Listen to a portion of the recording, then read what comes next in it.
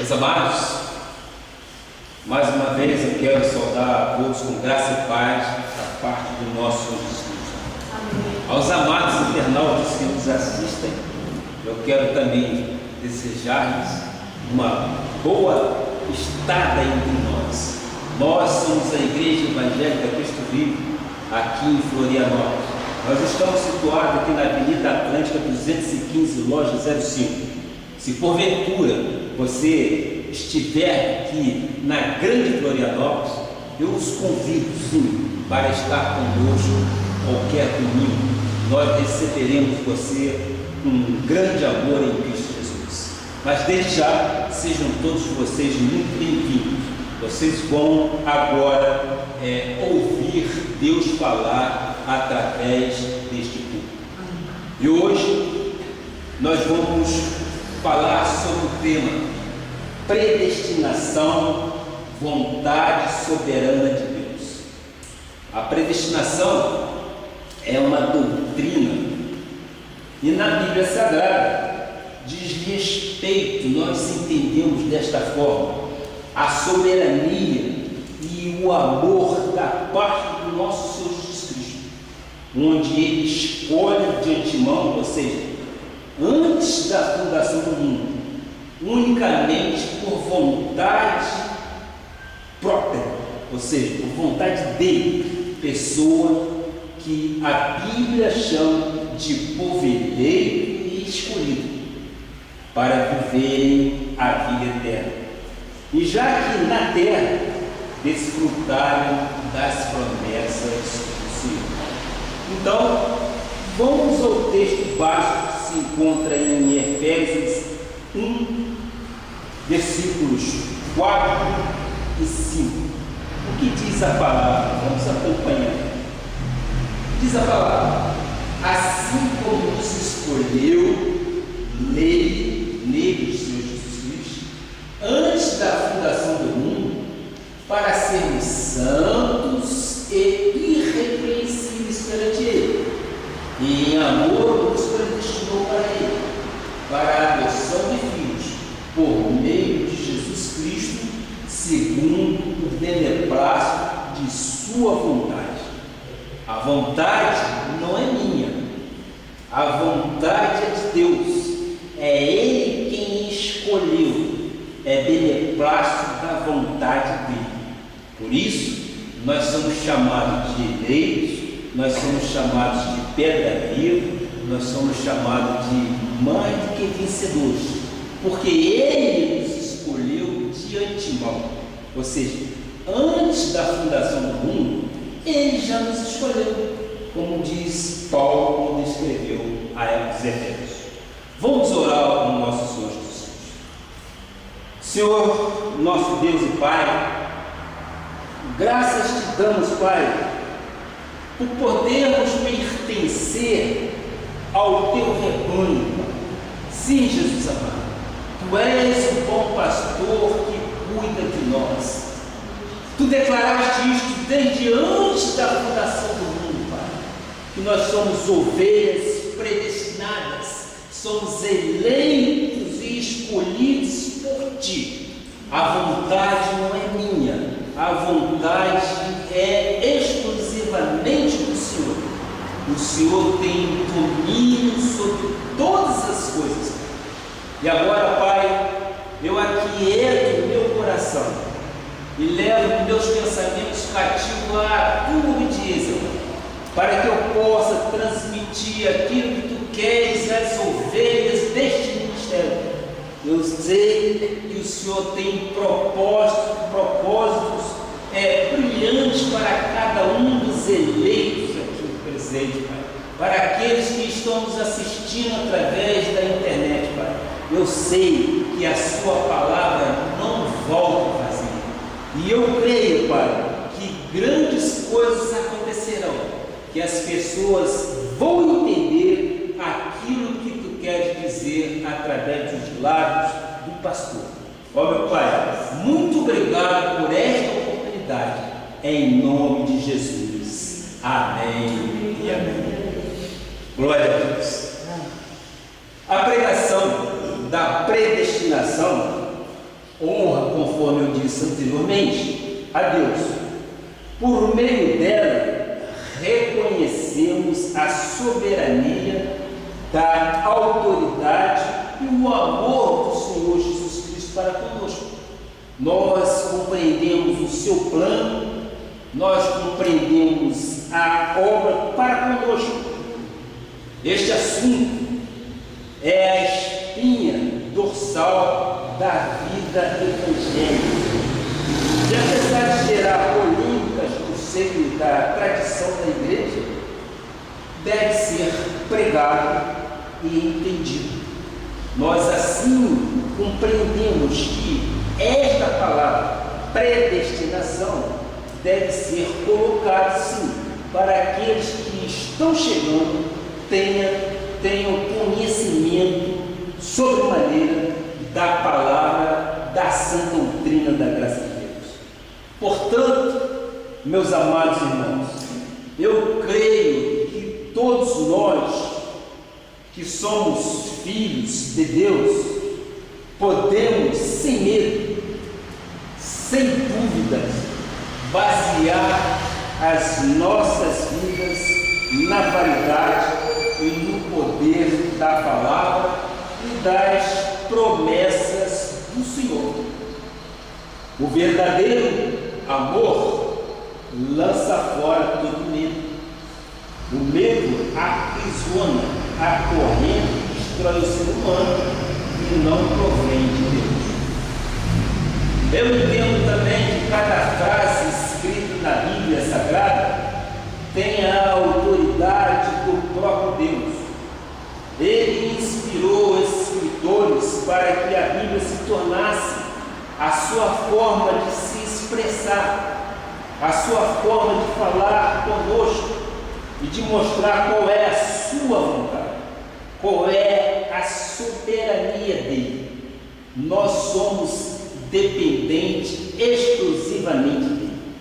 Através da Bíblia Sagrada, nós conseguimos saber quais são os pensamentos de Deus, o que Ele tem para nós, qual a sua vontade, quais são os seus propósitos. Esses são os alicerces, as bases, o alimento para o nosso espírito. O ser humano, quando o corpo humano não é bem alimentado, ele se torna desnutrido, ele se torna raquítico. Assim é também a nossa vida espiritual. Se você não recebe alimento sólido, com substância, com aquele vigor, torna-se uma pessoa raquítica e desnutrida, espiritualmente falando, é lógico. Portanto, você tem que continuar se alimentando da palavra, da verdade e da graça de Deus. E ela tem sim desígnios para se cumprir no coração do eleito do Senhor. A mensagem da graça de Deus é inequívoca e é incontestável, é única e é a palavra verdadeira. Diz em João 8,32, a palavra diz: e conhecereis a verdade, e a verdade vos libertará. Quando um cristão não tem os seus olhos iluminados, fica fechado dentro de uma caverna, fica englasurado dentro de uma caverna, em uma escuridão.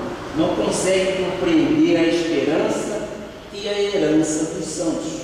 Não consegue compreender o sacrifício de Cristo e não consegue compreender as coisas de Deus que se discernem de uma forma espiritualmente. A sabedoria e o conhecimento de Deus são tão importantes e tão essenciais que foi o que Salomão, o filho de Davi, pediu a Deus. Veja o que diz então em 2 Crônicas 1, 11 e 12. Antes nós dissemos: e conhecereis a verdade, e a verdade vos libertará. Agora, Salomão pediu a Deus o quê? Diz Deus a Salomão: por quanto foi este o desejo do teu coração, e não pediste riquezas, bem ou honras, nem a voz que te aborrece, nem tampouco pediste longevidade, mas sabedoria e conhecimento, para poder julgar a meu povo, sobre o qual te constituí rei. Sabedoria e conhecimento são dados a ti, e te darei riquezas, bens e honra, quais não teve nenhum rei antes de ti, e depois de ti não haverá teu igual. Ora, nós sabemos que para governar aquele povo tinha que ter um rei com poder sábio, e foi exatamente o que Salomão pediu.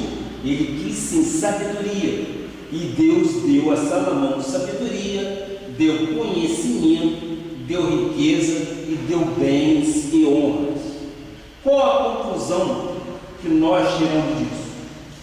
Como um pai, uma mãe, ou um chefe de família, ou até mesmo um idoso, ou um jovem, adquire conhecimento e sabedoria, torna-se vencedor em todas as áreas de sua vida, não é verdade? Para que nós estudamos? Para que nós laboreamos em conhecimento?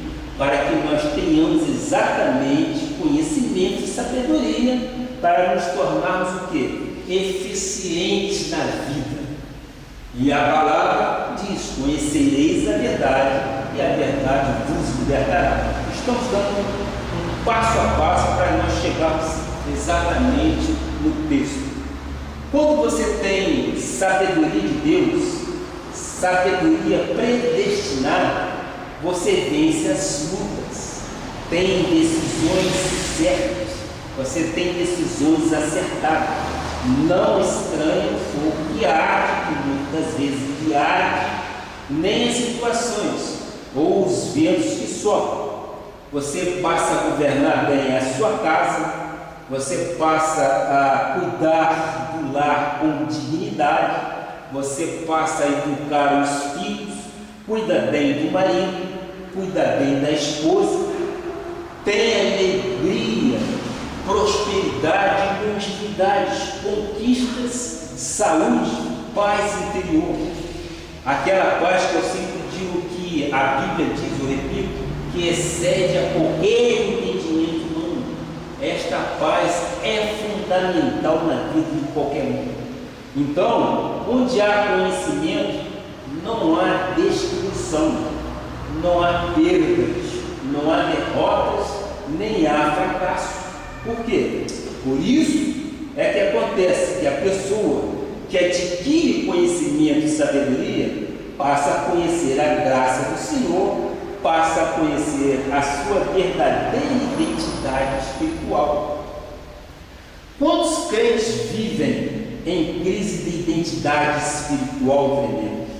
Não sabem quem são, não sabem mais o que fazer para agradar a Deus, não sabem para onde vão, perderam o tino de suas vidas, não têm orientação do altar, não têm instrução, não têm doutrina sólida, correta e verdadeira, e por isso vivem à deriva, vivem uma vulnerabilidade muito grande. Quando você passa a conhecer a Deus, você deixa de ser ignorante espiritual e passa a ser forte e ativo. Portanto, quem vive a lei acaba se tornando uma pessoa fraca, com medo da batalha, com medo do dia a dia, com medo dos afazeres, não tem a segurança da sua própria salvação. Vira uma pessoa manipulável que é enganado facilmente. Essas pessoas poderiam desfrutar da liberdade, da plenitude, da graça sobre graça, da paz com Deus, mas preferem viver em clima de tensão e de guerra. Elas precisam sempre de uma coisa visível, É o que nós, muitas vezes, estamos vendo em algumas igrejas da lei, com aquela questão da unção com óleo, com um jejum, com um batismo nas águas para lavar os pecados, das regressões, um símbolo, por exemplo, um cordão, uma fita, uma palmeira, isso existe muito aí fora, e não é isso. A graça é a verdade, é o novo pacto, o pacto de melhores e superiores promessas. Muitos não vão mais às igrejas para cultuar o Deus, não vão mais às igrejas para louvá-lo, para adorá-lo, para aprender ou para ter comunhão, mas para ver mudanças. Querem bênçãos de Deus, mas não querem o Deus da bênção. Há pessoas que só vão à igreja por interesse. Você deve buscar o reino de Deus em primeiro lugar e a sua justiça, a comunhão com Deus, o aprendizado, o conhecimento de todas as coisas, porque nós entendemos que todas as coisas, quando buscamos a Deus em primeiro lugar, elas nos serão acrescentadas. Foi isso que diz Salomão. Ele pediu o quê? Ele poderia ter pedido riqueza, ele poderia ter pedido bens, mas ele, sobremaneira, ele pediu sabedoria, ele pediu conhecimento, e Deus lhe deu os bens e outras coisas que são concernentes a ele. Porque em primeiro lugar ele pediu conhecimento, em primeiro lugar ele pediu sabedoria, porque com sabedoria nós adquirimos as outras coisas, aquilo que a própria Bíblia diz que as outras coisas nos serão acrescentadas. Então, amado, a nossa relação com Deus deve ser de amor, de temor, de reverência e submissão. Nós devemos sim, mais do que nunca, reconhecer a superioridade, a autoridade suprema e a soberania absoluta de nosso Deus. Isso acontece quando você reconhece a doutrina que é a escritura da Bíblia Sagrada. É a nossa existência aqui na Terra, que é a predestinação. Eu sei que para muitos pode ser difícil compreender a predestinação. Muitas das vezes isso é muito questionado. Para outros pode ser uma palavra nova, mas agora você deve colocar toda a lógica humana e todo preconceito de lado e levar o seu pensamento e a sua mente cativos a quê? A obediência de Deus. E vamos ouvir sim Deus falar de predestinação para as nossas vidas. Então eu pergunto, o que é predestinação? A predestinação é um ato de soberania e de amor de Deus. Só é salvo quem foi predestinado para a salvação. Vocês concordam? Só é salvo quem já foi predestinado para a salvação. Isso implica dizer então que a salvação não é para todos. Nós vamos ver isso no transcorrer da mensagem. Predestinação quer dizer destinar de antemão ou destinar com antecipação. A doutrina da predestinação, como eu disse, honra a Deus. Por meio dela, nós reconhecemos a soberania de Deus. Apesar de gerar algumas polêmicas no seio da tradição evangélica, essa revelação é fundamental para que você tenha uma vida vitoriosa, para que você saiba realmente o que você está fazendo aqui nesta terra. Nós estamos em uma peregrinação. E os nossos dias já foram todos eles traçados. Nós não podemos modificar isso, porque a Bíblia diz: quem somos nós para acrescentar o povo que quer a nossa vida? Quer dizer, há um predestino de nossas vidas, e o nosso Deus foi quem nos predestinou. É importante que saiba que você tem essa pré-existência espiritual. A sua existência não começou no ventre materno. Nós afirmamos isso. A sua existência não começou no ventre materno. No útero materno, fomos concebidos fisicamente. O nosso espírito foi revestido de carne. Olha o que diz a palavra em Jó 38, 1:4 e depois 21. Jó 38, 1:4 depois 21. Depois disto, o Senhor, do meio do redemoinho, respondeu a Jó: quem é este que escurece os meus desígnios com palavras sem conhecimento? Cinge, pois, os lombos como um homem, pois eu te perguntarei, e tu me farás saber, onde estavas tu quando eu lançava os fundamentos da terra? Dize-mo, se tens entendimento. Versículo 21, por favor. Tu o sabes, porque nesse tempo eras nascido e porque é grande o número dos teus dias. Então, antes da fundação do mundo, você e eu já existíamos. Deus já conhecia você e já havia predestinado o seu espírito para a salvação eterna. Em Jeremias 1:4, o que diz? Veja só como a palavra é fantástica na revelação da predestinação. Nós não podemos questionar essa palavra, porque é palavra verídica, é palavra dada por Deus através de quem? Através dos profetas. A mim me veio, pois, a palavra do Senhor dizendo: antes que eu te formasse no ventre materno, eu te conheci, e antes que saísse da madre, te consagrei e te constituí profeta às nações.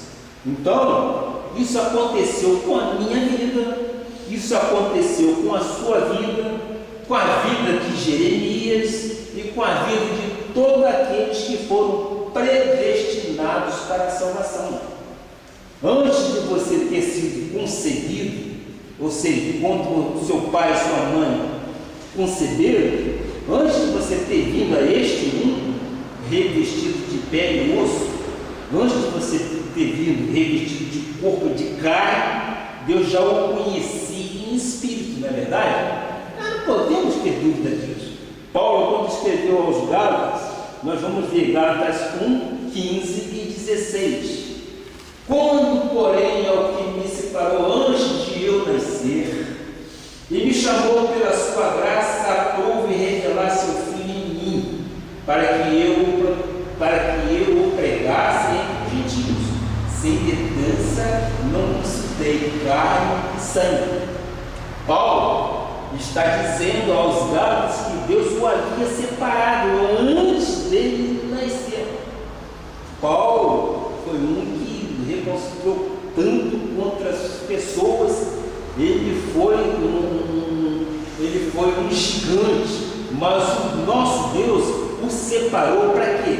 Para que ele fosse um pregador aos gentios, segundo a presciência dele, Jesus Cristo. Ele já o destinou para ser um pregador.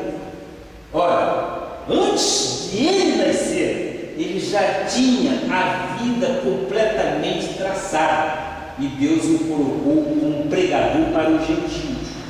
Então, Efésios 1, 4 e 6, vamos adiante o que diz: assim como nos escolheu dele antes da fundação do mundo para sermos santos e irrepreensíveis perante ele, e em amor nos predestinou para ele, para a adoção de filhos por meio de Jesus Cristo, segundo o beneplácito de sua vontade, para o louvor da glória de sua graça, que ele nos concedeu gratuitamente.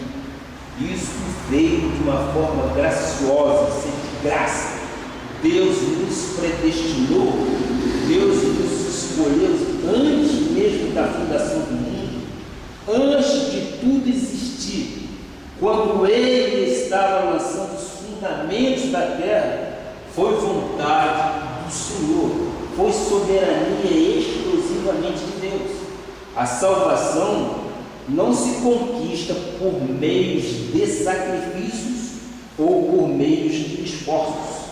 A lei era assim: você podia ser perfeito em tudo, mas se tropeçasse em alguma coisa, tudo era anulado. A lei era composta de quantos mandamentos? 613. Mas se você tropeçasse em um deles, tudo se tornaria totalmente nulo. Na graça não. Na graça de Deus, o justo vive por fé. E é essa fé que nós temos em Cristo Jesus, que nós somos vitoriosos. O justo vive por fé. É nesta fé, é com base nesta fé que nós podemos alavancar qualquer situação. Não há nenhum empecilho, porque para Deus não há nenhum empecilho. Efésios 1, 9 e 11, o que diz? Desvendando-nos o mistério da sua vontade, segundo o seu beneplácito que propuseram de fazer convergir nele, na dispensação da plenitude dos tempos, todas as coisas, tanto as do céu como as da terra. Nele digo, no qual fomos também feitos herança, predestinados segundo o propósito daquele que faz todas as coisas conforme o conselho de sua vontade. Então, nós entendemos que a vontade é dele, e toda a doutrina da predestinação é explicada com fundamentos bíblicos. Não fomos nós que predestinamos estes ensinamentos. Estes ensinamentos foram, segundo o apóstolo, segundo o propósito daquele que faz todas as coisas conforme a sua vontade. Nós sabemos que a vontade dele é boa, é perfeita e é agradável. No 1 Pedro 1, 2, nós vamos encontrar já eleitos segundo a presciência de Deus Pai em santificação do Espírito para a obediência e a aspersão do sangue de Jesus Cristo. Graça e paz vos sejam multiplicados. Nós fomos sim, nós fomos eleitos, nós fomos predestinados segundo a presciência de Deus. Por isso, Deus é imutável, Deus não volta atrás no que Ele faz. Ele começou a boa obra e Ele há de terminar. A boa obra foi começada e a boa obra há de ser terminada. Ele efetua em mim e efetua em ti tanto querer como realizar. E Ele tem o sim e o amém para todas as coisas. Todas as coisas que conduzem à vida e à piedade já nos foram outorgadas. Aquilo que Deus começou antes da fundação do mundo, Ele continua, pois é o mesmo e sempre será. Somente os predestinados para a vida eterna receberão e confessarão a Cristo como também o Senhor e Salvador. A Bíblia não fala em aceitar Cristo. Você quer aceitar Cristo? A Bíblia não fala desta forma. A Bíblia não faz esse tipo de comentário. Ela fala assim em confessar e receber. E por que uma pessoa confessa? Porque já foi predestinada para isso. Isso depois nós vamos ver exatamente as questões das duas sementes. A semente da perdição e a semente da salvação. Então nós temos que entender que o Espírito de Deus já predestinou aqueles para a salvação. Nós não estamos aqui, neste momento, por vontade própria. Nós estamos aqui pela vontade exclusiva de nosso Senhor Jesus Cristo, porque é Ele que tem e faz o querer e o realizar em nossa vida. Então, vamos crer desta forma e vamos depender exclusivamente de Deus, porque, como eu disse inicialmente, a vontade dele é boa, é perfeita e é agradável.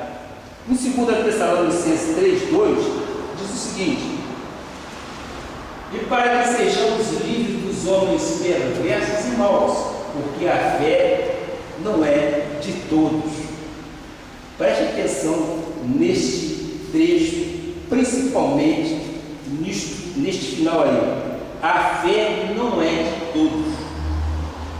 Olha, depois em Efésios 2, versículo 8, ele diz assim: porque pela graça sois salvos, mediante a fé, e isto não vem de vós, é dom de Deus.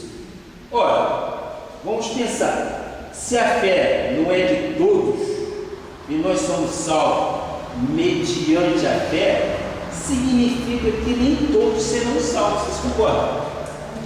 Estamos entendidos? Amém? Amém. Ora, é desta forma que nós estamos vendo biblicamente.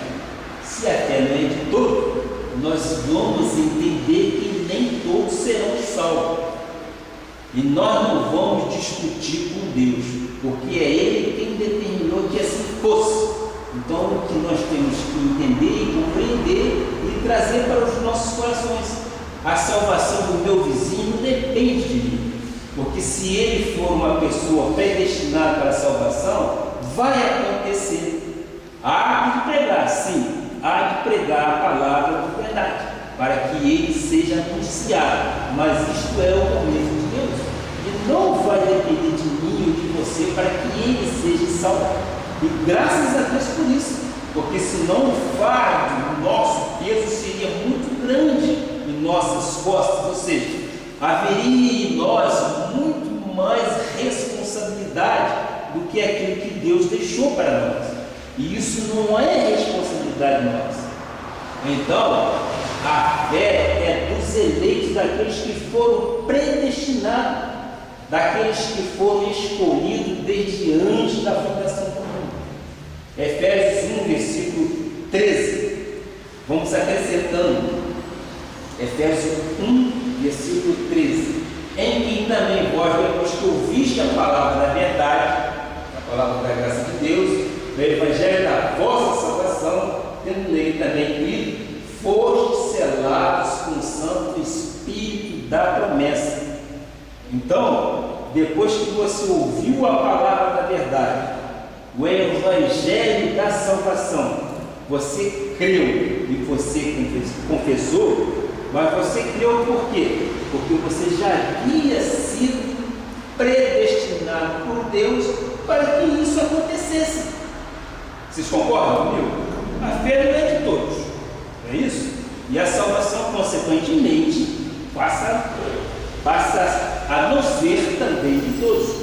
Mas aqueles que já foram predestinados para a salvação, ele simplesmente ouviu a palavra da verdade, que é o evangelho da salvação, e creu. Aí sim, ele simplesmente vai confessar e vai viver a novidade.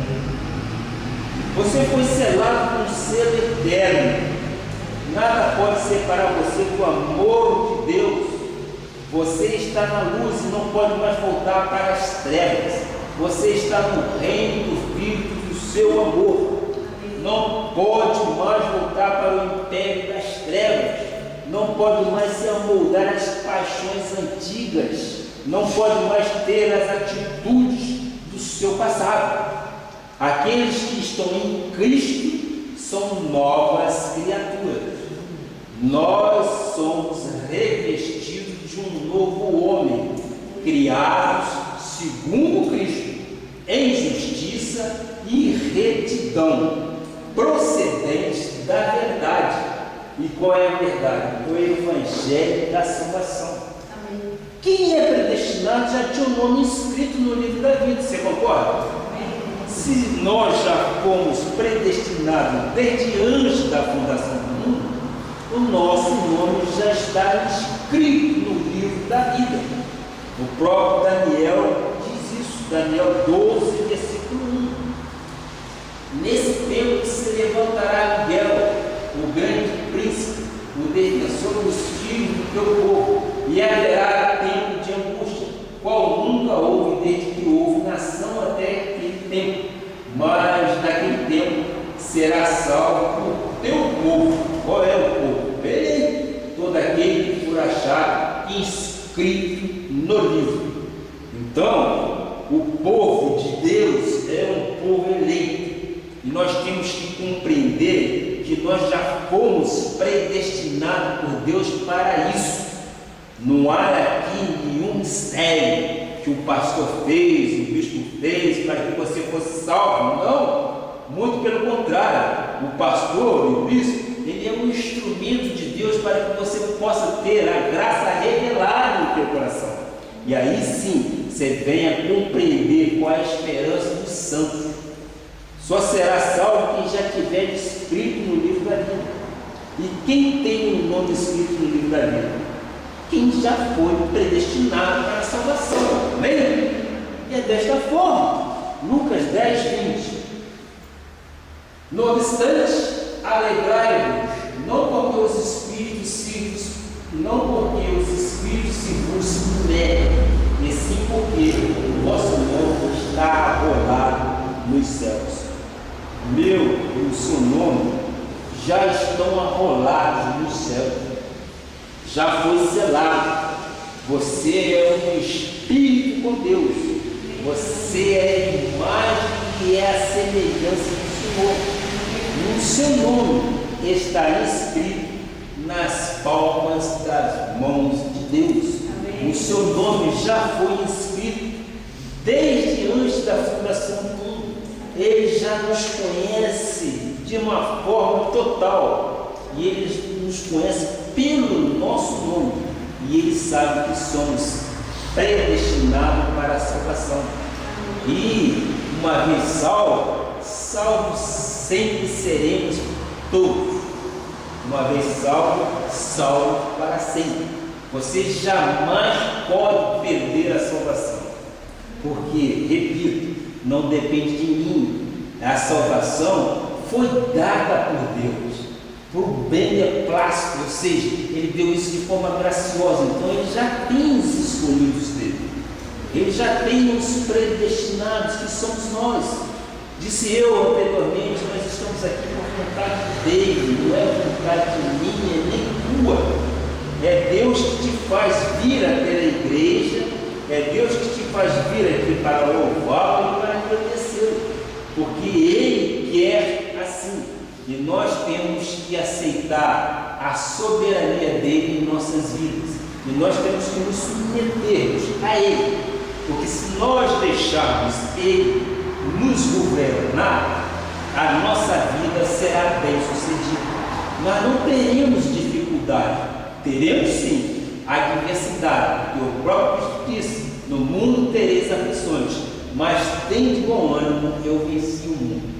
Então, é o que nós temos que entender. Nós já fomos separados das trevas e fomos transportados para o reino do Filho de seu amor. Então, quem está aqui nesta região celestial jamais pode voltar para outra.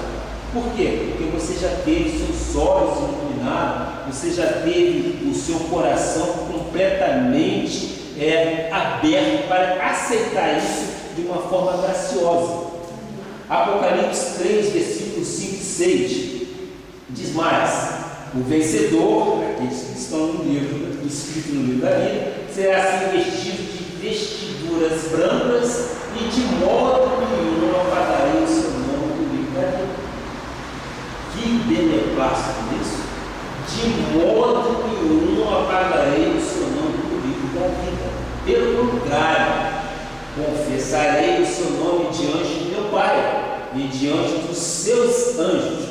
Quem tem ouvidos, ouça o que o Espírito diz às igrejas. Quem tem ouvido, ouça o que o Espírito diz às igrejas. Quem compreende a verdade não fica relutando, não fica questionando, achando difícil, achando que isso daí é invenção de algo mesmo. Muito pelo contrário, A verdade não pode ser deturpada. Ela liberta. Conhecereis a verdade e a verdade vos libertará. A verdade transforma. A graça de Deus é a única palavra que dá vida e herança. Um lindo exemplo disso na Bíblia é a lei e a graça. É a história de Marta e Maria. Maria representa biblicamente a graça e Marta representa a lei. Maria ficava aos pés de Jesus aprendendo, querendo conhecer, querendo compreender cada vez mais. Marta ficava de que forma? Agitada de um lado para o outro, ficava fazendo as coisas da casa. Jesus disse: Marta, estás ocupada e preocupada com muitas coisas. Maria escolheu a melhor parte e dela não lhe será tirada. Quem vive a lei, vive completamente agitado de um lado para o outro, não tem a segurança da salvação, tem que ter exatamente a segurança. O crente em graça está seguro de que jamais há de perder a salvação. Ele não tem medo, ele não vive em clima de tensão, achando que Deus é mau, que Deus é um déspota. Não. Um dia está bem, ou um dia está mal. Um dia está de bem humor, de bom humor, no outro dia está de mau humor. Não sabe se está agradando a Deus e acaba vivendo como Marta, agitada de um lado para o outro. Os da graça de Deus estão como Maria, no repouso, catapausa, no repouso de Deus, descansando no Senhor, vivendo por fé, vivendo em comunhão com Cristo e em intimidade com Deus, vivendo em sintonia absoluta com o Senhor. Nós somos o povo que tem paz com Deus, graças a Deus. A paz que exceda todo entendimento, e essa paz seja dada a toda a igreja em nome de Jesus. Isso é a melhor coisa que existe. Imagina você ter os problemas da vida e ainda viver em confusão, em clima de guerra, em tensão com Deus. Não pode viver assim. Você acha que Deus criou o seu povo para viver com medo dele? Não, de modo algum. Você é propriedade exclusiva de Deus. Você é templo do Espírito Santo. E a Bíblia diz que praga nenhuma chegará à tua tenda. Podem cair 1000 ao seu lado e 10.000 à sua direita, e que você não será atingido. Receba isso. Isso é descansar nas promessas do Senhor para as nossas vidas. E eu sempre digo, como é prazeroso poder descansar nos braços do Senhor. É saber que temos lutas e adversidades, mas sabemos que a vitória sempre será nossa, porque Deus não nos permitirá que sejamos envergonhados. E eu sempre digo e repito, veja a luta que a irmã Adriana está passando, mas ela é uma mulher vitoriosa, porque ela é uma mulher que confia em Deus. Ela é uma mulher que sabe que em todas as coisas nós somos mais do que vencedores, passando de sabores, sim, mas crendo que Deus é soberano e que Deus tem o controle absoluto de tudo e de todos. Ela está aqui diligentemente marchando pela fé evangélica. Ela está lutando pela fé evangélica porque ela reconhece a soberania de Deus na vida dela. E eu louvo a Deus pela vida e pelo comportamento dela, um comportamento digno de uma serva de Deus, porque são situações difíceis. Para quem conhece o rapaz, e hoje ele está acamado, hoje ele está sem se levantar de uma cama, é muito difícil. Mas louvado seja Deus, hoje eu e minha esposa estivemos lá e vimos nele alegria, porque ele tem esperança no Senhor.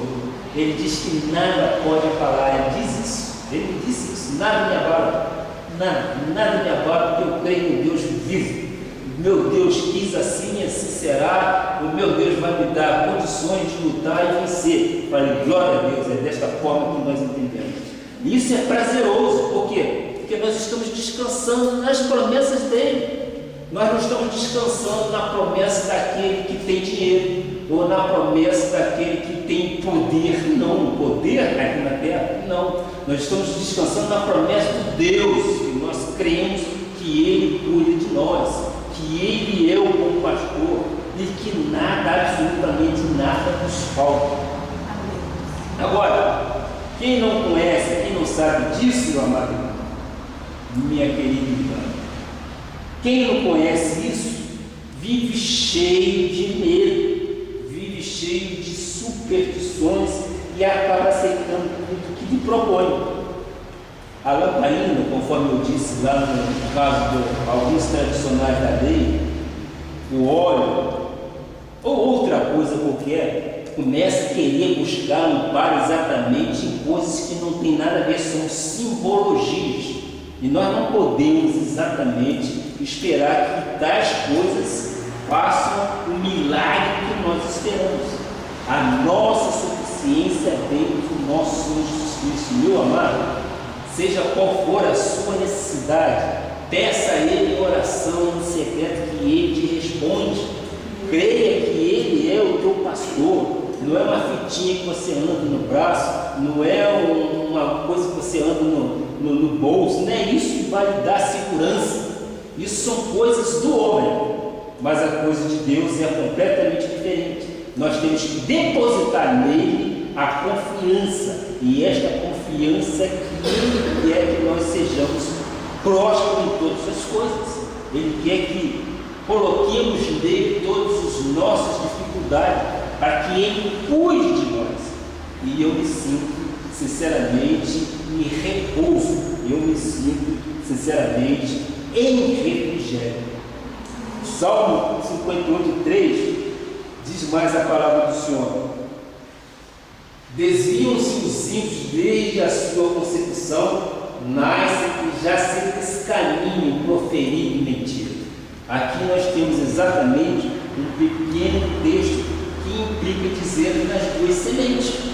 Desviam-se os ímpios desde a sua concepção, nascem e já sempre esse caminho proferido mentira.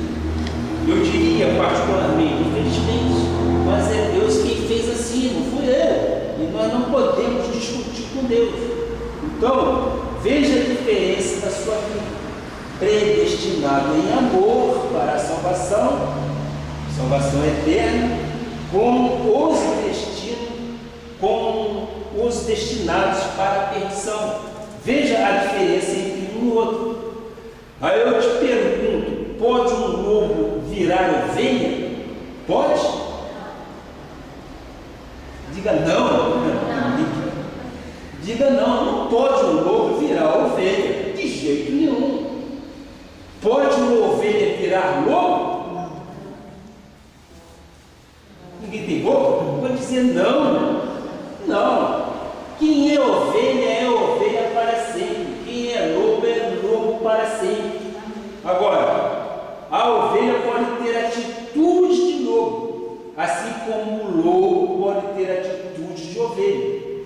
Mesmo dentro da igreja, a Bíblia diz que o inimigo semeia o joio à noite, e que ele e o trigo são muito parecidos. É muito difícil você perceber a diferença entre um e outro. Só Deus consegue distingui-los. Se somente Deus consegue diferenciá-lo, vamos nós ficar procurando quem é o joio e quem é o trigo? Não compete a nós. Precisamos viver a nossa vida individual com Deus, cada um nós não temos responsabilidade com aquele que é joio. Ele se introduz, é como lobo dentro de uma igreja, ele jamais vai virar ovelha. Não pode de jeito nenhum. Agora, por que não pode? Porque não é eu quem quer que isso aconteça. Isso foi determinado por Deus. Isso faz parte da predestinação. Ser predestinado significa não ter livre-arbítrio. Nós não tivemos livre-arbítrio no que tange, evidentemente, a salvação. Nós não temos um livre-arbítrio. Por quê? Porque o livre-arbítrio é uma falsa doutrina. A expressão livre-arbítrio não aparece na Bíblia Sagrada, em momento algum. A predestinação não é uma injustiça de Deus. Ela atesta a sua soberania, ela atesta o amor e misericórdia para os seus filhos, que somos nós, privilégio de Deus para nós. Nós somos filhos. Olha a palavra que diz em Romanos 9, versículo 14. Nós não queremos, em hipótese alguma, discutir com Deus. E a própria palavra diz, Paulo, quando escreveu os Romanos, ele disse: que diremos, pois? A injustiça da parte de Deus? De modo nenhum. Foi ele quem quis que isto acontecesse desta forma. Então nós não vamos ficar discutindo com Deus, achar que ele foi injusto, em que nem todos são salvos. Nós não vamos ficar discutindo isso, porque é ele que tem o querer, ele que tem o realizar. Foi ele quem quis assim, então nós temos simplesmente que aceitar. Paulo, quando escreveu a Romanos 9, versículo 21, diz mais uma coisa de uma forma enfática. Veja só o que diz: quem és tu, ó homem, para discutires com Deus?